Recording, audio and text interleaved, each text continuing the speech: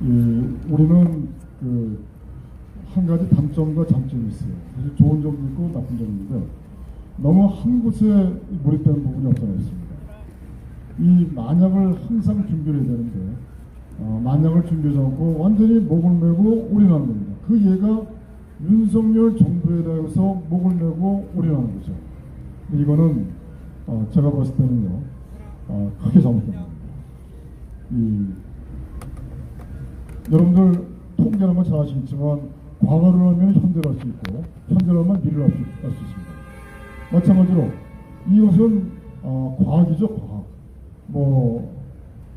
침대는 가구가 아니고 과학이다 라고 이렇게 이 광고에 카피가 있듯이 정말 이 내용은 통계는 과학입니다. 그래서 저희들은 이 국본에서 주장하는 바는 윤석열 내려와라, 윤석열 탄핵하자고 얘기하는 게 절대 아닙니다. 근데 많은 분들은 왜 국본은 윤석열만일까? 왜 한동훈일까? 이렇게 말씀하시는 분이 계시더라고요. 까고 비판 중요합니다. 그래서 대신 대비하자, 준비하자. 넉넉고 완전히 그냥 당하면은 그냥 다 뺏긴다. 자유체제 다 넘어간다. 지금 보세요. 한동훈의 이 전체주의적인 사고, 즉 막말, 혐오 발언, 이건 뭐냐면요 5.18 얘기하지 말아라. 그 다음 부정선거 얘기하지 말아라. 4.3 얘기하지 말아라. 또 위험물질 얘기하지 말아라. 이런 등등이 다 그들에 봤을 때는 위험물질, 막말이고 혐오입니다. 제가 국민의힘에 관련된 사람 직접 들은 얘기가 있습니다. 바로 위에서 지시했답니다. 첫 번째, 5.18 비판하지 마라. 두 번째, 세월호 얘기하지 말아라. 세 번째, 부정성 얘기하지 말아라. 4.3 이거는 금기입니다. 금기. 바로 이 금기어가 한동훈이 얘기한 막말과 혐오 발언이라는 거죠. 그러면 진실을 얘기하지 않으면 어떻게 하는 말입니까? 자유대한민국은 표현의 자유가 있고 그 다음에 진실을 얘기할 수 있는 어디든 진실을 얘기할 수 있는 거고 자기가 말한 것에 대해서는 명예훼손이나 모욕죄나 법적인 처벌을 받는 겁니다. 그건 별도입니다. 그거는 별도인데 공천을 배제하겠다. 이거는 말이 안 되는 거죠. 한동훈의 그 성향은요 반대한민국 성향입니다. 그리고 전체주의적인 사고를 갖고 있습니다. 아주 매우 한번 보십시오. 어떻게 진행하는가를 좀 보시면요 한동훈은 박근혜 대통령을 30년 구형을 했고 1185억 원을 떼었습니다. 정말 불법과 사기입니다. 사법고시 공부한 사람들은 법조인이고 법 전문가입니다. 그런데 박근혜 대통령 탄핵이 불법이고 사기라는 거 모르겠습니까? 서로 짜고 한 겁니다. 그 박근혜 대통령 탄핵은 박근혜 대통령 개인의 탄핵이 아니라 바로 대한민국의 탄핵이고 대한민국에 대한 탄핵이고 자유민주체제에 대한 탄핵입니다. 바로 우리 자유에 대한 탄핵입니다. 저들이 얘기한 촛불 집회, 바로 촛불혁명 현재 끝나지 않았습니다. 진행형입니다. 무소불위의 법을 집행하고 있습니다. 법치에 의한 법이 아닙니다. 지난번에 국군 기무사령관이 미국에서 귀국하자마자 바로 연행한 거 보십시오. 그리고 완전히 엮어가지고 구속시키는 거 보십시오. 올라오셔가지고 윤석열 지지, 그 다음에 총선에서 이기자 상관없으면 말씀하세요. 괜찮습니다. 그러나 국보는 똑같습니다. 국보는 국본의 정체성은 다르기 때문에 그렇다고 해서 윤석열을 빤다고 막 얘기를 연사가 말씀하신다 해가지고 말하지 마세요. 어차피 판단은 여러분들이 하시면 되는 겁니다. 그리고 국본의 정체성은 절대 변하지 않습니다. 그러나 저희들은 항상 여러분들이 잘 아시겠지만 저희들 그동안에 성명서 발표한 내용들, 그 다음에 국본이 현수막을 만든 내용들을 한번 보시면요, 항상 저희들은 한 번도 틀린 적이 없습니다. 이 세력들, 북한 추종하는 남로당 세력들, 이 세력들의 행보를 항상 먼저 읽어가지고 여러분들에게 알렸습니다. 이번 선거 있잖아요. 꽃놀이패입니다. 꽃놀이패. 이 남로당 세력 입장에 봤을 때는 꽃놀이패입니다.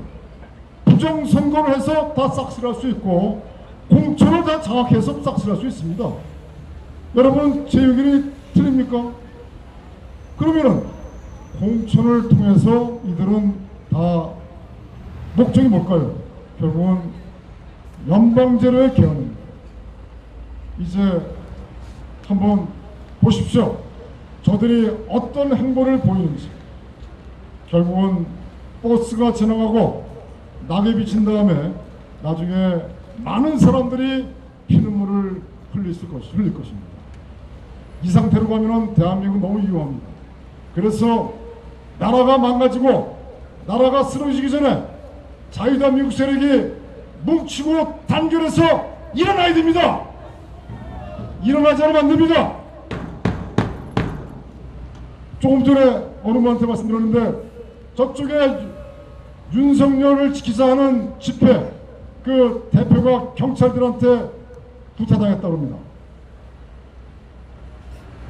왜 윤석열을 지키자 하는 사람을 갖다가 경찰이 왜 때릴까요? 권력은 현재 윤석열이 갖고 있는 게 아닙니다. 권력은 대한민국을 자주하는 특정세력이 갖고 있습니다. 제가 아까 말씀을 드렸지만 제가 아까 경문에 대한민국 현실이 다 들어있습니다. 저 배포 혹시 경문 받지 않으신 분 계십니까? 예, 경문은 보시고요. 경문을 보시면은 대한민국의 현실을 정확하게 진단하고 우리가 어떻게 가야 되는가가 나오죠. 근데 저는 아쉬운 점이 한 가지가 있습니다. 박근혜 대통령께서 계속 목소리를 내주셔야 되는데 이제 회고록을 지금 말씀하시고 계시죠. 근데 안타까워요. 진짜 안타깝습니다. 지금 이제 저들은요, 이번에 김기현 대표를 쫓아내고 공천권 장악하는 그 상황을 한번 보십시오. 이게 바로 박근혜 대통령 사기 불법 탄핵과 똑같습니다. 그냥 쫓아내는, 지들 마음에 안 들면 쫓아내는 겁니다. 자, 보세요. 김기현 대표가 뭘 잘못했습니까?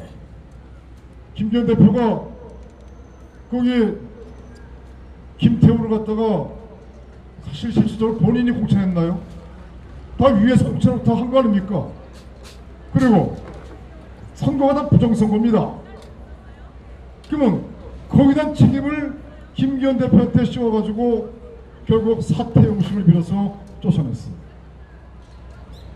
그 다음에 온 사람들이 이제 비대위를 구성하고 한동훈을 비대위원장 마치고 그 다음에 공천관리위원장도 선정하고 위원도 하고 선정도 다 하고 다 모든 면면을 보면요 기가 찹니다. 그냥 불보듯 뻔하다. 그 하나만 하다. 상황이 이렇다는 것이죠. 결국 국민 여러분들은요 그냥 가서 찍고 뭐 대안이 없으니까 그냥 국힘당 가서 찍어도 된단 말이야. 이렇게 갈 수밖에 없는 그런 모양새로 현재 이렇게 끌고 가고 있는 거예요. 언제까지 이렇게 당할 것입니까? 지금 대한민국을 그러니까 우리 국민이 뭉치지 못하게끔 태극기가 하나가 되지 못하게끔 저들이 계속 분열시켜 왔습니다. 누구라고 말씀은 드리지 않겠습니다. 근데 이들이 계속 분열시키고 이제 저들은 연방제 개헌으로 저들은 이제 가는 데 있어서 자기들한테 문제가 있는 자들은 하나하나 저들은 다 정리할 것입니다. 특히 이번에 한동훈의 막말 혐오 발언, 공천 배제, 그리고 아까 조영원 대표께서 말씀하셨지만 인천시 의회 의장에 그 바로 이 신문을 나눠줬다고 완전히 국민의힘에서 출당시키겠다는 그러한 내용들, 이것은요 공산주의에서나 가능한 겁니다. 자유민주체제에서는 이럴 수가 없는 겁니다. 나라가 이렇게 된 거죠. 그러면요 이런 상황에서는요 어떤 상황이 발생하냐면은 북한에서 사람을 내보내가지고 국힘당의 당대표로 옹립하여도 또는 비대위원장으로 앉혀도 비대위원장님 새해 복 많이 받으세요 이럴 겁니다. 결국은 아까 말씀드렸지만 겨울이 오고 대형 사고가 터져봐야 그때 야 이게 아니구나, 그때는 끝났습니다. 이제 시간은 얼마 남지 않았습니다. 40총선은요 통과를 해 저들이 이제 대한민국 헌법을 개헌하기 위해서 자기들 세력으로 다 국회의원을 만들 겁니다. 그 국회의원을 만들고 나서 국회가 개헌된 다음에 그 22대 국회에서 이들이 이제 개헌할 겁니다. 우리의 정신 차려야 됩니다.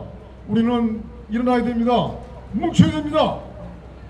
그러나 우리는 희망이 있어요. 그 희망이 뭐냐? 바로 대한민국에 나오시는 태극기 세력입니다. 바로 여러분들이 우리 자유대한민국의 희망입니다. 자, 우리 행진을 나가도록 하겠습니다. 우리 여기서 뒤로 돌아서 도시건축관 앞에서 횡단보도 건너서 이렇게 행진하겠습니다. 감사합니다.